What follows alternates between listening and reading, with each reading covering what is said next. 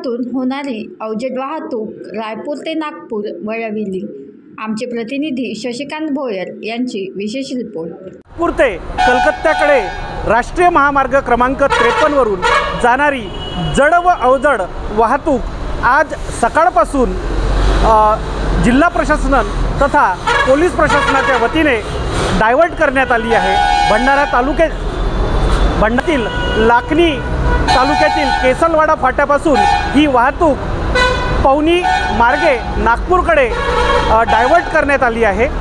या डायव्हर्ट केलेल्या वाहतुकीमुळे भंडारा शहरात जाणाऱ्या अवजड वाहतुकीला अपघात होऊ नये हा जिल्हा प्रशासनाचा यामागचा हेतू आहे।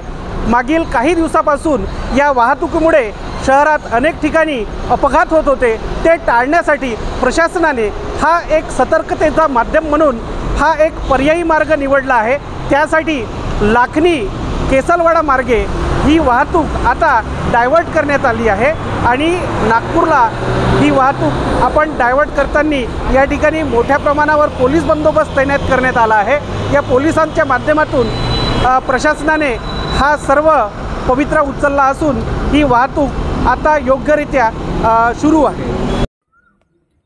बनवा व्हिडिओ, पाठवा व्हिडिओ, आम्ही तुमच्या न्याय व हक्कासाठी लढा देऊ। ताज्या बातम्या व घडामोडींसाठी पाहत राहा फक्त महाराष्ट्र लाईव्ह न्यूज।